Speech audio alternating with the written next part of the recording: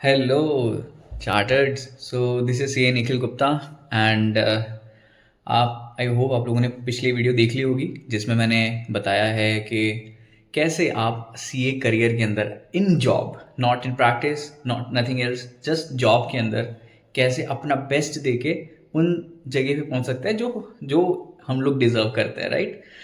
फिर क्योंकि because CFO बनना है, सीईओ बनना है, फाइनेंस, मार्केट, मतलब स्ट्रैटेजी, इवन मार्केटिंग भी मैंने देखा है कि कई सीएस बहुत अच्छा कर रहे हैं, ठीक है। ऐसा नहीं है कि हम लोग इंट्रोवर्ट हैं या हम लोग के अंदर कम्युनिकेशन स्किल्स की कमी है, वो जस्ट थोड़ी बाहर नहीं आ रही है, थोड़ी निखारने की ज़रूरत है या एक प्लान की ज़रूरत है।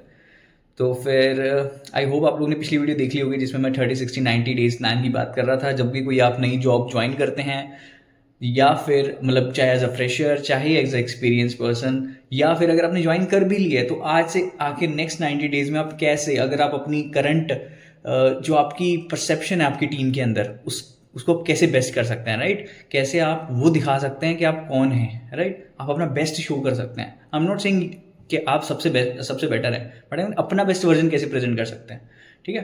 क्योंकि कभी कभी ऐसा होता है कि हम लोग बेस्ट कर नहीं पाते क्योंकि हमें पता ही नहीं होता वो कैसे वो करना भी था, राइट? क्योंकि हमें पता होता तो हम कर लेते। तो इसीलिए हम इसकी बात करेंगे। आई होप आप लोगों ने पिछला पार्ट देख लिया होगा जिसके अंदर मैंने 3 मेन पॉइंट्स बताए थे जो कि बहुत ज़रूरी हैं जब भी आप किसी ऑर्गेनाइजेशन में जा रहे हैं, एज अ फ्रेशर जा रहे हैं, एक्सपीरियंस जा रहे हैं, कोई फर्क नहीं पड़ता। आपको ये चीज़ें पता होनी चाहिए। कई बार मैंने देखा लोगों को 1 1 साल तक ये चीज़ें नहीं पता होती। First thing is organisation chart, that is आप जहाँ पे हो एज एज एन एम्प्लॉय, आपकी आपका बॉस कौन है। सबसे पहली बात, सबसे बड़ा जो बंदा है जो आपकी आपकी एक सीए लाइफ, आपकी लाइफ के अंदर होने वाला, जो आपकी मतलब एक प्रोफेशनल लाइफ है उसके अंदर एज अ जॉब पर्सन, सबसे बड़ा बंदा है आपका मैनेजर, आपका L1, उसको हम प्यार से बोलते हैं L1, लेवल 1, आपसे ऊपर आपका लाइन मैनेजर, आपका आपका बॉस, आपका आपका मैनेजर, राइट? उसके बारे में पता होना आपको बहुत ज़रूरी है। वो कौन है, वो कहाँ से है, उसने सीए करा है, उसने सीए नहीं करा है, उसने पहले कहाँ कहाँ काम किया है, वो इस ऑर्गेनाइजेशन में कितना टाइम से है, राइट? उसने यहाँ पे कौन कौन से रोल्स किए हैं, वो पर्सनल लाइफ में कैसा कर रहा है, राइट? उसकी शादी हुई या नहीं हुई, ये सब चीज़ें भी पता होनी बहुत ज़रूरी है। उसी हिसाब से आप लोगों से इंटरेक्ट कर पाओगे, राइट? ठीक है। तो ये सबसे बड़ी बात है। उसके बाद आप पता करो कि आपके उस बंदे के अंडर और कौन कौन लोग आते हैं। उसके अंदर 10 लोग हैं, उसके अंदर 5 लोग हैं, उसके अंदर आप अकेले हो, राइट? वो उसके पास क्या क्या काम है, दोनों तरीके से। उसके पास वर्क लाइफ में क्या है, उसके पास काम क्या है, वो किन किन लोगों के पास किन किन लोगों को हैंडल करता है, राइट? उसका प्लेस क्या है उस ऑर्गेनाइजेशन के अंदर, ये चीज़ पता होना बहुत जरूरी है। L1 and all the subordinates of that L1, जो आपके कलीग्स हुए एक तरह से, राइट? तो ये चीज़ देखना। दूसरी बात, आपको हर एक जो भी आपकी और उसके बाद आता है आपका L2, मतलब आपके L1 का भी बॉस L2। उस L1 के साथ कौन कौन लोग उठते बैठते हैं, कौन उस L2 के अंडर आते हैं, उस L2 के पास क्या काम है, उस L2 का बैकग्राउंड क्या है, वो L2 कहाँ से आ रहा है, वो L2 अपनी आगे लाइफ में क्या करना चाह रहा है, राइट? क्योंकि मान लो अगर जैसे मैं बताऊं कि मेरा बॉस है, ठीक है, मैं पिछले और की बात बताता हूँ। मेरा बॉस है जो कि एक सीए, जो कि एक सीएम है, ठीक है, और उसका बॉस जो है वो सीएमए भी नहीं है, but he is doing so good, he is just in graduate and he has work so hard in his life, he is doing something. तो आप उसे सीख सकते हो, राइट? आप अपनी उस L2 के बारे में पता करो, L2 के पास क्या काम है और उसने कौन कौन से L1 को क्या क्या काम दे रखा है, right? This is your L2, ठीक है। उसके नीचे आता है L1 और L1 के अंडर आ रहे हैं बहुत सारे लोग, तो L2 के अंदर भी तो बहुत सारे L1s आएंगे ना, E1 2 3, ठीक है, राइट? 3 लोग आएंगे तो 3 L1s हो गए। तो ये बाकी 2 L1s को भी पता होना कि आप कौन है, ये बहुत ज़रूरी है, ठीक है। आप अपनी टीम में क्या प्लेस होल्ड करते हैं, उन L2 इन उन अदर L1s का क्या काम है, राइट? ठीक है। उसको हम इसको बोलते हैं ना, एक रिलेशनशिप होता है वर्टिकल, एक डायगोनल रिलेशनशिप होता है ऑर्गेनाइजेशन में, डायगोनल कनेक्शन। तो डायगोनल कनेक्शन बनाना बहुत जरूरी है आपके लिए, ठीक है। हॉरिजॉन्टल हो गया जो आपका टीम का आपके साथ, वर्टिकल मतलब आपके मैनेजर के साथ, और डायगोनल आपके अदर L1s के साथ। ये भी बहुत इंपॉर्टेंट रोल प्ले करता है आगे जाके। अगर आपको प्रमोट होना है, आपको आपको टीम के अंदर दिखाना है कि आप कितने इंपॉर्टेंट है, आपको कभी भी रिसोर्सेज चाहिए, आपको कोई हेल्प चाहिए, आपको आपको कोई नई चीज़ सीखनी है, उसमें बहुत ज़रूरी है, हेल्प करता है, ठीक है। Diagonal relation, horizontal relation, vertical relation जितना इंपॉर्टेंट है डायगोनल रिलेशन। उसके बाद L2s, जो L1s हैं, उसके बाद L2s अगर हो सके तो L3s भी, राइट? तो अगर आप जैसे आप किसी भी ऑर्गेनाइजेशन में जाते हैं, हर जगह आपको L1 L2s तो मिलेंगे ही मिलेंगे। आप सीए हो, फ्रेशर हो, इवन एक्सपीरियंस भी, आप L1 L2s तो होंगे। आप डायरेक्टली एज अ मैनेजर नहीं जा रहे हो, ठीक है। उसके बाद दूसरी चीज़ आपको पता होनी चाहिए, brief details everybody about L1 L2 L3, कब किसने ज्वाइन किया, क्या करते हैं, कब मतलब उनके पास क्या क्या काम है, ठीक है, और उनका काम कैसे इंपैक्ट करता है आपके काम को, क्या कनेक्शन है आपके और उनके कामों में, वो सब कुछ जानना बहुत ज़रूरी है। अभी आप कैसे कर सकते हो, सबसे पहले बताया था टीम्स के थ्रू अपना पता करो आपका मैनेजर कौन है, उन टीम्स के अंदर ऑर्गेनाइजेशन चार्ट होता है, वहाँ पर जाके पता करो कौन कौन क्या क्या है, राइट। कभी कभी बहुत ज़्यादा HR जो हैं वो डिटेल्स भेजते हैं, ठीक है, जैसे हमारे यहाँ डिटेल्स आते थे कि किस किस बंदे ने कब कब ज्वाइन किया, क्योंकि उनके वो क्या बोलते हैं ज्वाइनिंग डेट के बेस पे कुछ डेटा निकल रहा था, हम लोग से फॉर्म भरवाया तो उसका डेटा हमारे पास भी एक्सेस था, तो मैंने फटाफट डेटा देखा और फिर पता करा अच्छा कौन कौन कितने टाइम से रिलायंस में, राइट। तो ऐसे करके पता होना चाहिए आपको हर एक चीज़, डेटा एक एक चीज़ को ध्यान से पढ़ा करो, अपनी मेल ID ध्यान से देखा करो, कोई बंदा डेटा भेज रहा है, ठीक है, वो सब बिल्कुल ध्यान से देखना है, ठीक है। कोई पर्सनल डेटा नहीं होता, ठीक है, जो आपके पास आ रहा है वो आपके पास ही है, ठीक है। और जो शेयर्ड, तीसरी जगह जो शेयर्ड नॉलेज शेयरिंग प्लेटफॉर्म है या लर्निंग्स हैं या फिर कोई भी नॉलेज शेयरिंग आपका शेयर ड्राइव है, तो सिर्फ आपकी टीम एक्सेस करती है, सब लोग एक्सेस करते हैं, जहाँ पे सब अपनी SOPs रखते हैं, WIs रखते हैं, वो बना होता है, सब जगह बना होता है। ऐसी मैंने आज तक बहुत ऑर्गेनाइजेशन देखी है, सब जगह ऐसा बना हुआ है, ठीक है। जिन लोगों से पूछा है, जहाँ 3 ऑर्गेनाइजेशन में मैं रह चुका हूँ, 4 ऑर्गेनाइजेशन में, बट सब में बना हुआ है, ठीक है। तो आपको उसका पता करना है वो कहाँ पे है, और ट्राई करना है कि आपको वो चीज़ अच्छे से समझ में आएगी कहाँ पे क्या रखा है, मतलब लिटरली पहले अब हम आ जाते हैं फर्स्ट 7 डेज में क्या करना है, राइट। ये 3 चीज़ आप ध्यान रखना है, सबसे पहले करनी है। फर्स्ट डे आपको तीनों चीज़ों के बारे में पता होना चाहिए। अब आ जाते हैं हम कि जब हम ज्वाइन करेंगे उसके बाद हम लोग को क्या करना है। जिस दिन आप ज्वाइन करेंगे अपनी ऑर्गेनाइजेशन को, तो आपके दिमाग में एक सेट ऑफ क्वेश्चनर होना चाहिए। मैं तो वो क्वेश्चनर लिटरली प्रिंट करके लेके गया था, उसके 2-3 कॉपीज़, ताकि मैं अपने मल्टीपल L1s के साथ उनके साथ सबसे बात कर सकूँ। ऑफकोर्स क्वेश्चनर मैं सबके साथ तो नहीं भर पाया था, बट अपने एटलीस्ट मैनेजर के साथ भर लिया था, राइट। ऐसा नहीं कि उनके सामने ही भर रहे हैं, मैंने तो अपनी डायरी लिखी, डायरी के अंदर सब कुछ नोट डाउन किया हुआ था, राइट, कि ये चाहिए क्वेश्चन पूछने हैं। तो ये चीज़ बहुत ज़रूरी है करना। तो सबसे पहले आपको पहले साथ, वैसे आपको ज़रूरी नहीं कि पहले दिन ही मैनेजर आपको हो सकता है इतना टाइम दे, 4-5 घंटे, या जब भी आप अपने मैनेजर से मिल रहे हो, पहले 7 डेज़ के अंदर अंदर ये काम कर लेना। ये 4 काम है, ये 4 काम इतने इंपॉर्टेंट है, मैं आपको बता रहा हूँ, आगे जाके आपकी इतनी सारी प्रॉब्लम्स वो बचा सकता है होने से, आपको अगले मतलब लिटरली आपकी पूरी अगली कोर्स को ही रीडिफाइन कर सकता है। आई कैन नॉट टेल कितने बेनिफिट्स हैं इसके, आप करके देखो। सबसे पहला है कि गोल, क्या गोल है, उस मैनेजर ने आपको कुछ ना कुछ गोल देते रहना चाहिए, ठीक है। आप उस मैनेजर से बात करो 1 घंटा, 1.5 घंटा, 2 घंटा, उसको बोलो भाई आज मैंने ज्वाइन किया, तू चाहता है कि मेरे को अच्छे से डायरेक्शन मिले, तू मेरे से बात कर, उससे बात करो भाई उसका गोल क्या है, उसने आपको टीम में क्यों रखा है, वो क्या सोच रहा है आपके बारे में, वो क्या चाहता है आपसे। वो चाहना बहुत ज़रूरी है, लोगों को पता ही नहीं है कि लोग उनसे चाहते क्या है, ठीक है। क्योंकि जब आपको पता ही नहीं है वो आपसे क्या चाहता है, आप कैसे उसको डिलीवर कर सकते हो, पहली चीज़। दूसरी चीज़, आपको उससे पूछना है कि मेरा काम क्या है टीम के अंदर, ठीक है, मैं क्या काम करने वाला हूँ, मैं GST हैंडल करने वाला हूँ। जैसे मैं रिलायंस में था, ठीक है, और हम लोग SAP कंसल्टेंसी देते थे। SAP कंसल्टेंसी मतलब हमारा इन हाउस SAP डेवलपमेंट था। हम SAP फाइनेंस जो है उसके प्रोग्राम डेवलप करते थे, मेंटेन करते थे, ठीक है, जो भी कस्टमाइज प्रोग्राम्स होते हैं SAP के अंदर, राइट। जैसे अगर आप लोग ने कभी क्लियर टैक्स यूज़ किया है, तो क्लियर टैक्स एक सॉफ्टवेयर है जो कि यूज़ करते हैं अपने GST के रिटर्न फाइल, उस पर आता रहता है, अपडेट्स भी आते रहते हैं, उसको मेंटेनेंस भी होती है, बट वो तो बहुत छोटे लेवल पे हो गया। रिलायंस जो है वो उसका सब कुछ कस्टमाइज्ड है, ठीक है। तो हम लोग क्या करते थे, हम लोग कस्टमाइज सॉल्यूशंस देते थे एक एक चीज़ के। जैसे GST है, वो हमारे पास बहुत सारी चीज़, लगभग सब कुछ फाइनेंस में जो भी आता है ना, वो सब हमारे अंडर कवर होता था। जो मेरा L2 था उसके अंडर, तो मेरे L1 जो था, मेरे को बोला था मेरे L1 ने कि आप GST संभालोगे। फिर जब मैंने पता करा तो मेरे L1 के पास बहुत सारी चीज़ें थी, उनके पास GST भी था, उनके पास एसेट भी था, एसेट के अंदर रियल एस्टेट, ठीक है, RE जिसको बोलते हैं हम लोग, लीज वाला RE, उनके पास बैंकिंग भी था, ठीक है। और उनके पास जो रिफंड्स आते थे लोगों के, जैसे आपने कुछ सामान लिया और रिफंड कर दिया, मान लो जियो पे गए और आपने उसके बाद उस प्रोडक्ट को रिटर्न कर दिया, उसका रिफंड आता था, वो भी मेरे L1 के पास था। तो मेरे L1 के पास ये 3-4 चीज़ें थी, और भी चीज़ें थी, बट आगे कवर करता जाऊँगा मैं वीडियो में।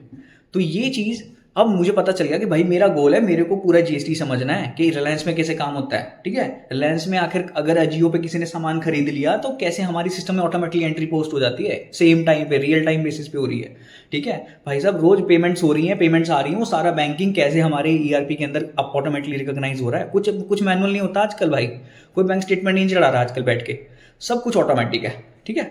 तो ये ऑटोमेटिक कैसे हो रहा है, फिर कौन से प्रोग्राम डेवलप हो रहे हैं, बैंक के साथ क्या इंटीग्रेशन कर रखी है हमने, हमारे पास इतने सारे बैंक्स थे, एक्सिस एसबीआई सब लोग थे, और सबके साथ हमारे कैसे ही बैंक की वेबसाइट के साथ, बैंक्स के सॉफ्टवेयर के साथ इंटीग्रेशन कर रखा है, ठीक है। जीएसटी कैसे ऑटोमेटिक रिकग्नाइज हो रहा है, अपने आप रिटर्न बन के आ रही है हर महीने, millions, 1000 crore, multiple billions of rupees की जो रिटर्न है वो ऐसे ही बन के आ जा रही हैं, ठीक है।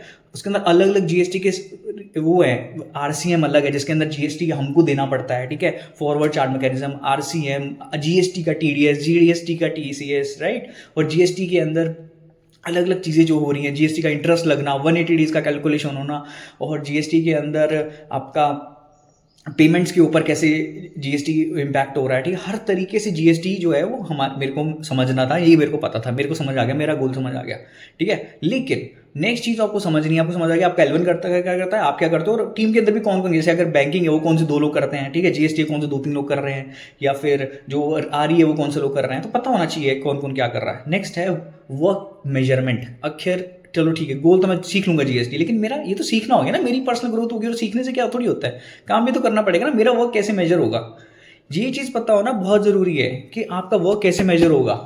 आप अपने मैनेजर से पूछो, आप बताओ कि आप मेरा वर्क कैसे मैनेजर करोगे। मैं सुबह 9 बजे लॉगिन करके शाम को 6 बजे तक बैठा हूँ, ठीक है, तो मैं आखिर इस 9-10 घंटे में ऐसा क्या करूँ कि आपको लगे कि मैंने काम किया है, ठीक है। सबसे बड़ी बात तो जब आप किसी ऑर्गेनाइजेशन ज्वाइन करते हो तो आपको अपने मैनेजर से हर रोज़ कनेक्ट करना ही करना है, तो चाहे 5 मिनट के लिए करो, चाहे 10 मिनट के लिए करो, हर रोज़ कनेक्ट करना ही करना है। उनसे पूछो उन्होंने वो आप उनको कैसा लग रहा है, ठीक है। आप बताओ अपना काम। सबसे बेस्ट चीज़ होती है, मैं देता था end of the day report, ये बहुत जगह ऑलरेडी एप्लीकेबल है, बट जब आप सीए बन जाते हो ना उसके बाद इतना इंपॉर्टेंट नहीं रहता, वो आपका रिस्पॉन्सिबल समझते हैं, बट फिर भी कनेक्ट होना बहुत जरूरी है ताकि गैप्स ना रह जाए। कई बार प्रायोरिटी चेंज होती है, मैं एक काम कर रहा हूँ, वो काम मैं सोच रहा हूँ कि मैं आज करके दूंगा, कल वाला दूसरा काम कल करके दूंगा, लेकिन मैनेजर को लग रहा है कि भाई ये काम तो उल्टा अर्जेंट था, लेकिन तुम्हें पता नहीं था, तुम वही अपना काम कर रहे हो बैठ के।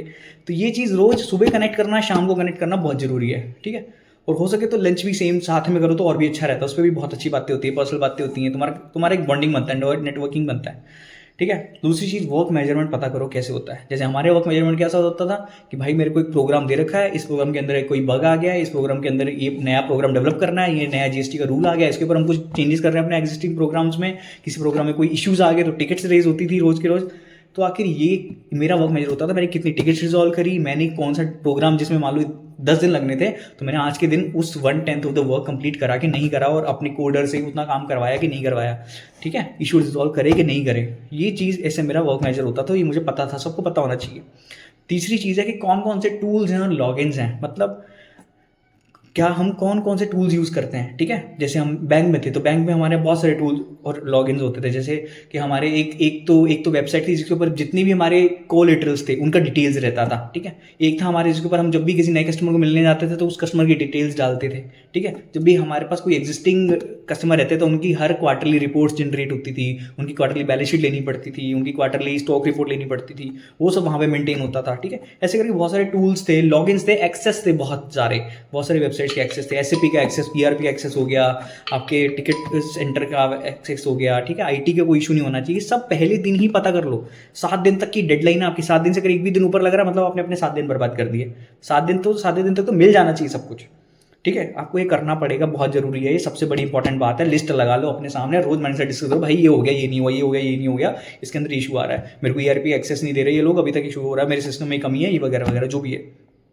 तीसरी चीज़, चौथी चीज़ है एक्सपेक्टेशन, मतलब उसने बता दिया कि आपको मुझे पूरा GST सीखना है, ठीक है। मेरे को बोल दिया मेरे L1 ने, और उसके बाद मेरे को पता लग गया भाई मेरा काम कैसे मेजर होगा। मेरे को 3 महीने का उसने टाइम पीरियड दे दिया कि आप 3 महीने 2 महीने बैठ के सीखो बस, और साथ में थोड़ी थोड़ी टिकट सॉल्व करते रहो, थोड़ा थोड़ा प्रोग्राम समझते रहो अपने बडी से बैठ के, जो हर जगह होता है, आपको एक बडी असाइन हो जाता है कि भाई आपको इसके साथ सीखना है, नहीं तो अगर आप किसी की रिप्लेसमेंट हो तो वो बंदा जा रहा तो आपको सिखा के जाता है सब कुछ, ठीक है। एक्सपेक्टेशन मतलब रिटर्न एक्सपेक्टेशन पे पेपर में लिख लो, ठीक है। तो सबसे पहले तो आपके वर्किंग आवर्स कितने रहेंगे। कई जगह ऐसे होता है कि आप 9 to 5 काम करो फिर जाओ, ठीक है, अगले दिन करना काम, लेकिन 9 to 5 में आपकी प्रोडक्टिविटी फुल होनी चाहिए। कई जगह ऐसा होता है लोग बैठे हुए हैं शाम को, ठीक है, और आप जल्दी निकल जाओ तो आपकी तरफ देखने लगते हैं वो लोग कि भाई ये तो जल्दी निकल रहा है। तो आपको पता नहीं चाहिए आपका कल्चर कैसा है, लोग किस चीज़ को अप्रिशिएट करते हैं, आपको कितना। ऐसा नहीं बोल रहा कि आपको 5 बजे बैठना ही है, पर मैं ये बोल रहा हूँ कभी कभी क्या होता है, कोई इशू आ गया, मान लो आपकी टीम है, आप 10 लोग काम करते हो, आपका L1 है, हो गया कि 3 लोगों को बैंकिंग में कोई इशू आ गया, और अगर मैं उस इशू के अंदर हेल्प कर सकता हूं तो मुझे ऐसा लगता है कि वहां पे मैं रुकूंगा तो मुझे ज़्यादा सीखने को मिलेगा। ऑल्दो मैं GST में हूं, पर फिर भी मैं अगर वहां पे रुक जाऊँ, अगर मैं एक बैंकिंग सीखूंगा, ऑलरेडी ERP तो यूज़ हो ही रही है ना उसमें, तो मैं उसमें बैठता था, जो काम 2 घंटे में रिजॉल्व हो सकता है मैं उसको 1 घंटे में रिजॉल्व करके ले आया। ऐसा नहीं कि पहले दिन आप जाओगे सारी जो इशू रिजॉल्व कर दोगे, जिसमें L1 बैठा हुआ बेचारा 4 घंटे से, बट फिर भी आप 1 दिन सीखोगे, 2 दिन सीखोगे, हाईलाइट्स तो पता चल जाएगी ना क्या क्या इश्यूज आते हैं। मान लो बंदा कि 1 दिन नहीं था और आपने फटाफट L1 बोला, अरे L1 मैडम आप मत बैठो मैं करके दूंगा। अरे तू तो GST कर रहे सर, मैडम उस दिन बैठा था ना, मेरे को यहाँ पता है कौन सा मैंने रिजॉल्व किया था। सब कुछ डॉक्यूमेंट करने का, पेपर में लिखने का, वर्ड फाइल्स बनाने का। मैंने सिंगल एक एक्सेल बनाया था, पहले टैब बनाया था मैंने अपना टीम का, जिसके अंदर मैं टीम के सारे बंदों के नाम, नंबर, सब कुछ जितना उनका बैकग्राउंड सब लिखता था। दूसरा पेज बनाया था हेल्प का, जिसके अंदर जब भी कोई इशू आता था मैं सब लिख डालता था। जैसे SAP के अंदर टी कोड्स होते हैं, बहुत मुश्किल होता है याद करना उनको, लिख लिया टी कोड्स क्या होते हैं, हमारे टेबल्स भी यूज होते हैं, टेबल्स क्या होते हैं, अलग अलग वेबसाइट्स के लॉगिन लिंक, वेबसाइट्स के उनकी लॉगिन डिटेल्स, वो सब लिख रखे थे मैंने अपने, ठीक है। और सब कुछ याद करने की जरूरत नहीं है, ठीक है। और फिर इशूज़ लिख दिए कि ये इशू आया था कभी पिछले टाइम में और ये इशू दोबारा भी आ सकता है, तो मैंने लिख लिया कि कैसे रिजॉल्व होता है यार, इसमें किस चीज़ बंदे की हेल्प लगी थी। तो जैसे IT है, मान लो मेरे को ERP का लॉगिन नहीं मिल रहा था, अब मैंने ERP का लॉगिन तब तो लड़के ले लिया, मैंने डिटेल्स नोट डाउन कर ली किस बंदे से ERP का लॉगिन लिया था। उसके बाद 3 महीने बाद दूसरे बंदे ने ज्वाइन किया, उसको भी सेम इशू आया। अब L1 बोल रहा है यार क्या करे इसका, उसको थोड़ी याद है भाई मेरे को भी सेम इशू आया था 3 महीने पहले, मेरे को याद था कि भाई इशू आया, मैंने फटाफट गया बंदे के पास जाके रिजॉल्व करा दिया लिटरली। एक तो टाइम रिसोर्सेज बचे, ठीक है। ये L1 कितना उसको इम्पैक्ट आया होगा कि भाई साहब ये बंदा तो बड़ा काम का, ये बंदा तो सारा। एक चीज़ बहुत इंपॉर्टेंट है, IT इशूज़ को बहुत ध्यान से लेना है। सब कुछ टेक है आजकल, ठीक है, तो ये सब कुछ पता होना चाहिए। जब भी कोई टेक में इशू आ रहा है कूद जाओ उसमें, अगर आपके पास काम बहुत अर्जेंट नहीं है तो कूद जाओ उसमें, सीखो उसको कैसे रिजॉल्व हो रहा है। टीम के अंदर एक वैल्यूएबल मेंबर बनने का सबसे इंपॉर्टेंट पार्ट है कि आप दूसरों की प्रॉब्लम में अगर हेल्प कर पा रहे हो, ठीक है, और आपका L1 बोल रहा है भाई ये प्रॉब्लम आई है तो इनके पास ही जानी चाहिए, तो गुप्ता के पास ही जानी चाहिए, ये तो हमारा गुप्ता फटाफट रिजॉल्व कर देगा, तो ये करो, ठीक है। और एक्सपेक्टेशन में वर्किंग आवर्स कितने हैं? तीसरा, पीक आवर्स कौन से होते हैं हमारे, मतलब सुबह किसी किसी की सुबह 9 से 10 काम होता है, 9 से 12 काम होता है, किसी की तो दोपहर का काम शुरू होता है लंच के जस्ट बाद, किसी किसी के शाम को जाते हुए सारे काम निकल आते हैं लोगों के, तो पता होना चाहिए पीक आवर्स कौन से हैं, तो आपको इस हिसाब से अपना टाइम यूटिलाइज करना है। तीसरी बात, फ्लेक्सिबिलिटी कितनी है आवर्स की, राइट। किसी किसी के यहाँ सुबह 9 बजे की जगह 12 बजे लॉग इन कर रहे हैं तो शाम को खत्म करके जा रहे हैं, कोई प्रॉब्लम नहीं है। किसी के यहाँ टाइम बहुत फिक्स है 9 से 12 का, 9 से 5 का। उसके बाद वेकेशन कैसे ले सकते हो? वेकेशन इन द सेंस, भाई तू महीने में 2 छुट्टी ले सकता है, पेपर में सबको 2 छुट्टी मिलती हर महीने, बट तू एक्चुअल में कितनी ले पा रहा है, राइट। आप कितनी एक्चुअल में ले पा रहे हो वो भी पता होना चाहिए आपको। कैसे छुट्टी लेने का प्रोसेस क्या है, कोई ट्रैकर बना रखा है जहाँ पे आपको नाम डालना होता है, कोई मेल डालनी होती है, कोई मैसेज करना होता है, कितने टाइम पहले मैसेज करना होता है, ये सब चीज़ें पहले दिन ही रिजॉल्व हो जानी चाहिए। और तो पहले दिन ना करो, अगर टाइम ना मिले दूसरे दिन तो कर ही लो, इससे ज़्यादा टाइम नहीं मैं दे सकता। 7 दिन तो मैक्सिमम है, 7 दिन में तो आपको छुट्टी पता होना चाहिए कौन सा चीज़ कहाँ होती है, कैसे होती है। बिल्कुल न्यू मेंबर नहीं रहनी चाहिए 7 दिन की बात, आप 8वें दिन आप पुराने मेंबर हो। You are as good as 6 months employee, आपको सब चीज़ उतनी पता होनी चाहिए। उसके बाद लास्ट पे आता है कम्युनिकेशन। आखिर आपके मैनेजर को कैसे पसंद है, आप उसको कॉल करोगे टीम्स पे, आप उसको सिर्फ मैसेज करोगे, आप उसको मेल करोगे, आप उसको फोन पे कॉल करोगे, ठीक है। तो पता होना चाहिए आपका मैनेजर कैसे कम्युनिकेट करना चाहता है। कोई मेरे एग्जिस्टिंग ऑर्गेनाइजेशन में हमारे एक लीडर्स में है, वो एक बहुत अच्छी चीज़ बोलते हैं कि आपको पता होना चाहिए किस बंदे को क्या पसंद है, मतलब आप कैसे उनसे बात करोगे उनको सबसे ज़्यादा समझ आती है। आप उनको मैसेज करते हो टीम्स पे तो उनको सही लगता है, आप उनको मेल करते हो तो उनको सही लगता है, आप उनको फ़ोन पे कॉल करते हो तो सही लगता है, ठीक है। पता होना चाहिए। ये आपको पहले 7 दिन में अगर आपने कर लिया, आई एम टेलिंग यू कि आप बहुत आगे निकल जाएंगे। आपको पता होगा कौन से एक्सेस कहाँ से मिलते हैं, आपको कौन सी चीज़ कैसे एग्री करनी है। ये पहले फर्स्ट 7 डेज अगर आपने कर लिया, I am telling you nothing can stop you from anything. और आगे हम लोग कवर करेंगे 30 डेज, 60 डेज और 90 डेज क्या करना है। बट इस 7 डेज के अंदर फर्स्ट गोल पता करना कि आपका गोल क्या है, ठीक है, ठीक है। पता करोगे उसको, आपको मैनेजर को क्या सिखाना चाहता है, क्या किस काम के लिए रखा है उसने आपको। दूसरी बात, आपका काम कैसे मेजर होगा। तीसरी बात, कौन से टूल्स हैं, लॉगिन्स हैं, क्या किस किस काम आते हैं वो, ठीक है। और उनके एक्सेस मुझे कब तक मिल सकता है, पहले 7 दिन में मिल जाए तो बहुत अच्छी बात है। उसके बाद एक्सपेक्टेशंस क्या है आपके मैनेजर की in terms of working hours, in terms of vacation, in terms of flexibility of hours, in terms of leaves, in terms of communication, ठीक है। ये सब पता होना चाहिए आपको। अगर आप नहीं कर लिया, और पहले 3 पॉइंट्स बताए हैं, नॉलेज शेयरिंग, ऑर्गेनाइजेशन चार्ट और सबके बारे में डिटेल्स वो कर लेना, ठीक है। कोई भी क्वेश्चन हो कमेंट सेक्शन में डालना, I will answer them. And आज के लिए इतना ही, हम नेक्स्ट वीक पक्का मिलेंगे, ठीक है। एंड ऑल्दो मैं जयपुर में हूँ, अगर किसी को भी कुछ भी इशू आता है तो मुझे कॉन्टैक्ट कर सकता है। Thank you.